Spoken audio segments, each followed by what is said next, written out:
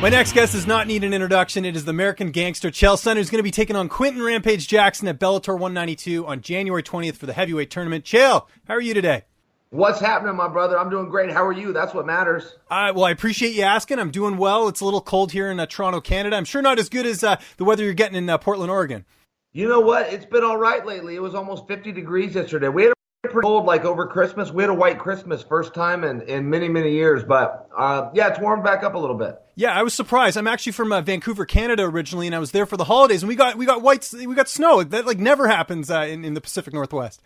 Yeah, I love it. I mean, some people complain about it. I love it. I like a total disaster. I wish we had 2 feet. I have no idea how people complain about it. Man, people act so weird in snow. There's people that are shoveling their driveways out. Listen, if your car is so lousy that if you put it in reverse and hit the gas and it can't pull over some snow, you shouldn't be driving in that weather, man. Just stay home. Yeah, and I know the other thing in Portland is people are complaining about having to pump their own gas. Have you seen this, all the outcry?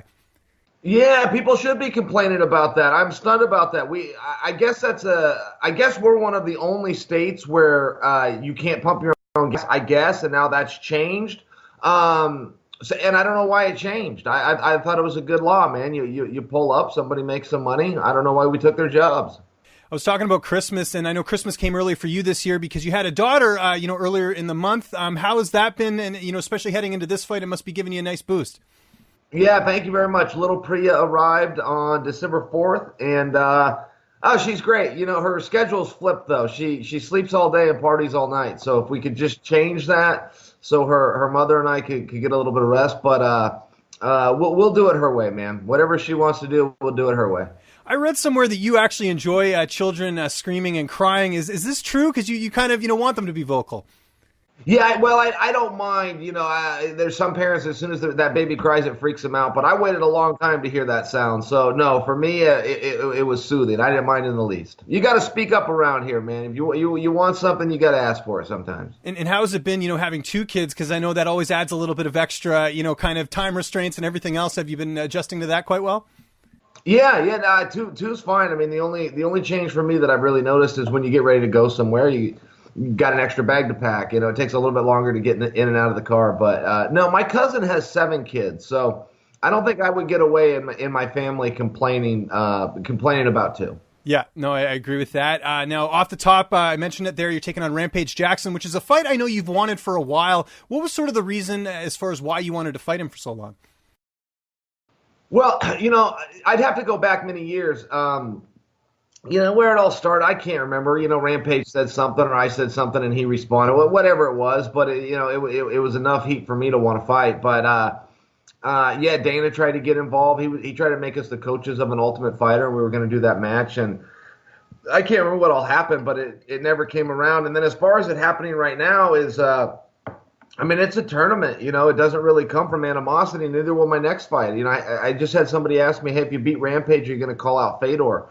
But it doesn't work that way. This is a tournament. Rampage and I are on one side, Frank Mir and Fedor are on the other side of the bracket, and whoever advances, advances. So, any kind of animosity or personal grudge that I would have for a traditional style match, it has nothing to do with this. It's a tournament, and wherever the draws come, the draws come. I'm a tournament guy, man. I love that. You don't need to tell me. You don't even need to separate. I wish we were doing it all in one night. Yeah, it is a really great idea, and I think it's definitely getting some excitement in that division. Now, Rampage has returned to Bellator. He hasn't fought that often, but he's had the 2 fights against Ishii and King Mo. What were your thoughts on sort of his performances in those fights with him coming back to Bellator? I didn't get to see Ishii, but I used to train with him. I know he's a tough guy, so Rampage beating him meant something to me. And then the King Mo fight, I did get to see that one. I was even the commentator for it. I've used that, like when I watch some Rampage footage. That seems to be the fight that I keep going to because it was most recent.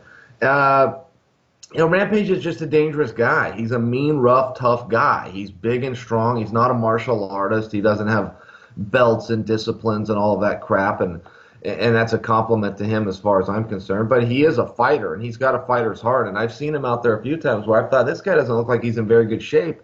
But I've never seen him quit. I've always seen him push through. He's always got one more big spurt in him. So, he's somebody I respect. He's a former world champion for a reason, but he's not me. And as far as training camp, who have been some of your main training partners helping you get ready for Rampage? I trained at Gracie Baja in Portland. To name drop some people that you would know, Paige Van Zandt. I've never sparred with Paige. I'm just dropping her name because I know you would recognize it. But you would know Ed Herman, who's been one of my longest teammates. Jake Smith, who's making his Bellator debut the week after I fight Rampage. Tyree Fortune, 18-1, also making his Bellator debut. It's probably the toughest team I've ever been part of. I mean, I could go on and on with who's there, but a lot of them haven't broke through yet. The best fighter I've ever seen is one of my teammates named Ricky Simone. Won the LFA title. I'm very familiar with him, actually. Just beat Chico Camus. Yeah, and Chico's tougher than hell, and Ricky's something special. So we got all the right bodies, but I don't know that I could impress you by just dropping their names right now like maybe I could. In the old day when I was at Team Quest, we had 3 UFC champions in the room on any given day. Well, it is interesting. You train with a lot of up-and-comers. One of them I also talked to was Austin Vanderford, who was coming off a win in Victory. How has that been, sort of being a mentor and coach to these up-and-coming fighters and seeing them sort of progress in their careers? Yeah, and thanks for mentioning Austin. New teammate of mine. He came up in 2017, and he's so tough. He works so hard. Great wrestler. 3-4 workouts a day, every day, and we'll see how long he can hold that pace. But, he's a young guy, and he's very motivated right now. I don't see myself as that. I think you call me a mentor is probably a bigger compliment than I would give myself because I can remember my mentors, and I don't know if those guys look at me that way or not. But I just go through the process. I just go in there and train every day. I do whatever the coach asks of me, and I go home. And my coach is a former teammate of mine, Fabiano Scherner. We were Team Quest teammates, and he's known Rampage for a long time. He's been in there with Mir and Roy Nelson, and he's great. So I'm with a new gym, but it's a lot like the old Team Quest days. Again, my former Team Quest teammate is now my head coach. And how do you see this fight playing out on January 20th? Well, I don't think about the fight too much because you have to understand the big unknown for me, the part where I get, apprehensive or my anxiety goes up is I never fought at heavyweight.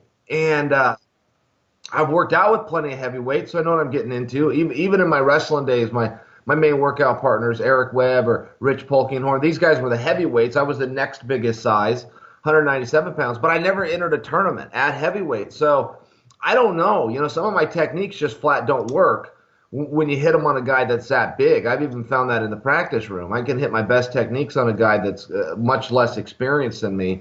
And some of those, you got to go to plan B and plan C. So that's a little bit of an excitement too. Anytime you get into something that you haven't done before, I've been doing a lot of grappling lately, and it's just a different feel. There's a bit of an excitement to that unknown, bit of an excitement to that fear factor of what can happen. And so I don't know. As far as with Rampage, I can tell you this: I trained really hard.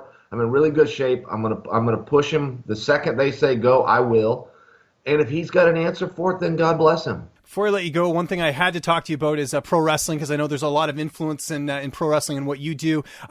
Do you still watch the WWE? And if so, is there sort of a favorite wrestler that stands out to you right now?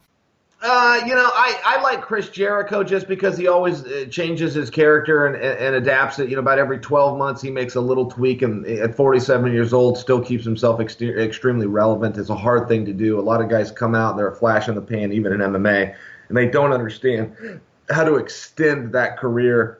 They miss that psychological aspect of getting through the crowd. So I really admire him for that. I don't watch it very much. If there's a WrestleMania, I usually go to it live. If they come to Portland, I usually go live. But I don't sit down and watch Monday nights, no. I imagine you watched Jericho's fight for New Japan, I take it. Yeah, I watched him take on Omega, man. I thought it was great on both parts. I thought Omega was great, too. It was a good matchup. And you do color commentary for Bellator, and I know that you've also done some color commentary for wrestling back in the day. I believe it was GFW back in 2015 with Cyrus Freeze, who I actually know quite well. Any interest in doing that again? Yeah, Cyrus is a great dude, by the way. Good talent as well. I had a lot of fun doing that. That was with Jeff Jarrett. I mean, Jeff Jarrett was kind of my contact to that world, and he's right now stepped down a little bit, so I don't know what I'll do. I got asked to actually wrestle for Impact a few times, but I probably prefer the commentary gig. I'm not as big of a wrestling fan as sometimes I get made out to be. I was when I was a kid. I was into the Demolition, the greatest tag team ever, who the Road Warriors ripped off, and that'll piss some people off, won't it? And Of course, Hulk Hogan and the Ultimate Warrior. So, I go all the way back to the 80s, but that's also kind of where I left it. Did you watch that 30 for 30 on Ric Flair? And if so, did you like it? Yeah, I did watch it. I was in it, as a matter of fact. I just had a real quick part in it, but I liked it a lot. I learned some stuff about him. Some of it I was a little disappointed with. Flair was a bit of a wild man, and but he had a great career, and I really appreciated his candidness and giving us that insight. I thought it was a really good piece.